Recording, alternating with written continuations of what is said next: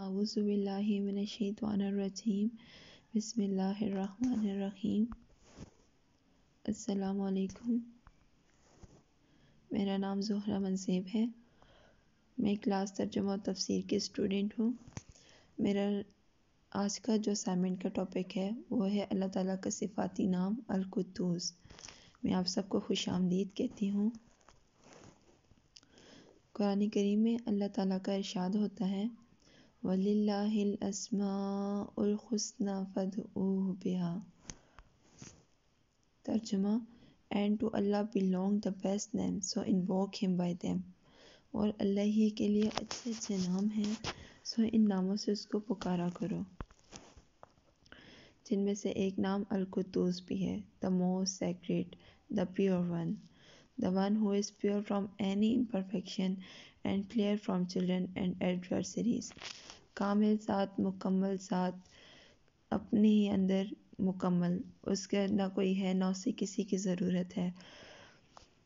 جب ہم اس کا مفہوم دیکھتے ہیں تو ہمیں سمجھ آتا ہے کہ اس دنیا میں جب ہم پیورٹی کی بات کرتے ہیں تو ہر چیز میں امپیورٹی آ سکتی ہے، چاہے وہ کتنی خالص کیوں نہ ہو، لیکن القدوس وہ ذات ہے، وہ پاک ذات ہے، وہ کاملیت والی ذات ہے جس میں کبھی امپیورٹی نہیں آ سکتی۔ اس کو کسی کی ضرورت نہیں ہے، وہ اپنی ذات میں مکمل ہے، اپنی ان سب سے بالا و برتر ذات ہے۔ فار ایگزامپل ہم دیکھتے ہیں، ہم کہتے ہیں ہمارے ہاتھ پرفیکٹ ہے، یہ پرفیکٹ کریشن ہے، تو یہ اللہ تعالیٰ کی پرفیکٹ کریٹر نے بنائی ہے۔ ہم اپنی آنکھوں کو دیکھتے ہیں، یہ ایک پرفیکٹ سسٹم ہے، تو یہ پرفیکٹ کریٹر نے بنائی ہے، لیکن ہم اس سے اس کی پیورٹی کا اندازہ نہیں لگا سکتے۔ ان پرفیکٹ کریشنز میں امپیورٹی آ سکتی ہیں، یہ چیزیں رد و بدل ہو سکتی ہیں، امپیور ہو سکتی ہیں، لیکن القدوس ایسی مکمل ذات جو کہ امپیورٹی جس میں آ ہی نہیں سکتی، جو کہ خود میں ہی مکمل ہے، جیسے کہ اللہ تعالیٰ نے نبی کریم صلی اللہ علیہ وآلہ وسلم کی ذات و صفات، حسن و جمال، ان کی کاملیت کی خود گواہی دی ہے قرآن مجید میں۔ ان سے زیادہ مکمل ذات، مکمل انسان اس دنیا میں آ ہی نہیں سکتا۔ وہ اس دنیا میں تمام انسانوں سے اول درجے پہ ہیں، لیکن غزوہ احد میں ان کے بھی دان مبارک شہید ہو گئے تھے، جو کہ اس بات کی گواہی دیتے ہیں کہ اللہ تعالیٰ کے سوا کوئی بھی انسان اس دنیا میں مکمل نہیں ہے۔ اللہ تعالیٰ ہی کی صرف ذات ہے، اس کائنات میں صرف اور صرف اللہ تعالیٰ ہی کی ذات ہے جو کہ مکمل ہے، باقی کوئی بھی انسان، کوئی بھی چیز اس کائنات کی مکمل نہیں ہو سکتی، اس میں امپیورٹی آ سکتی ہے، مکمل صرف القدوس ہے، پاک ذات۔ اب ہم دیکھتے ہیں القدوس کا تعارف قرآن مجید میں کیسے ہوا ہے۔ قرآن کریم میں دو جگہ اللہ تعالیٰ نے اپنا نام القدوس کا تعارف یوز ہوا ہے۔ ہم دیکھتے ہیں سورہ حشر کی آیت نمبر 23 میں وَاللَّهُ الَّذِي لَا إِلَٰهَ إِلَّا هُوَ الْمَلِكُ الْقُدُّوسُ السَّلَامُ الْمُؤْمِنُ الْمُهَيْمِنُ الْعَزِيزُ الْجَبَّارُ الْمُتَكَبِّرُ۔ سبحان اللہ عما یشرکون۔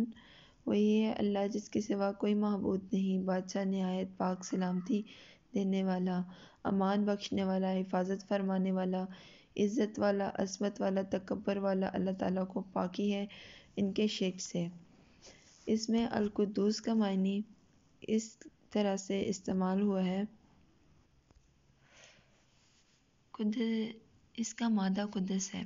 قدس کے معنی ہے تمام بری صفات سے پاکیزہ اور منزہ ہونا، اور قدوس کا مطلب یہ ہے کہ وہ اس سے بدتر جہاں بالا و برتر ہے کہ اس کی ذات میں کوئی عیب یا نقص یا کوئی کبھی صفت پائی جائے، بلکہ وہ ایک پاکیزہ ترین ہستی ہے جس کے بارے میں برائی کا تصور نہیں کیا جا سکتا۔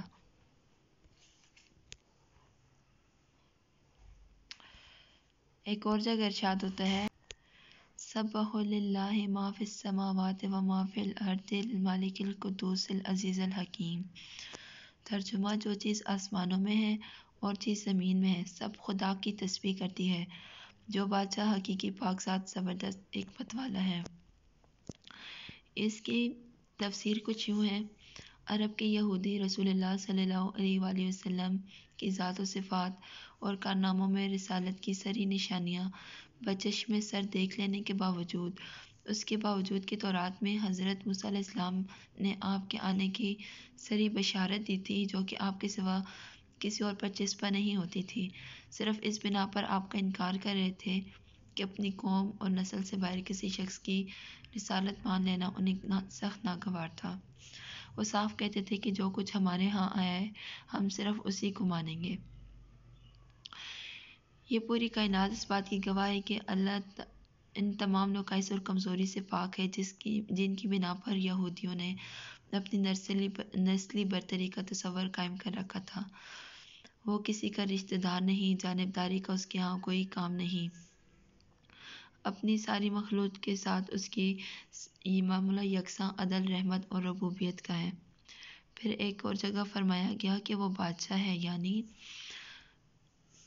دنیا کی کوئی طاقت اس کے اختیارات کو محدود کرنے والی نہیں ہے۔ تم بندے اور رعیت ہو، تمہارا یہ منصب کب سے ہو گیا کہ تم یہ طے کرو کہ وہ تمہاری ہدایت کے لیے اپنا پیغمبر کسے بنائے اور کسے نہ بنائے۔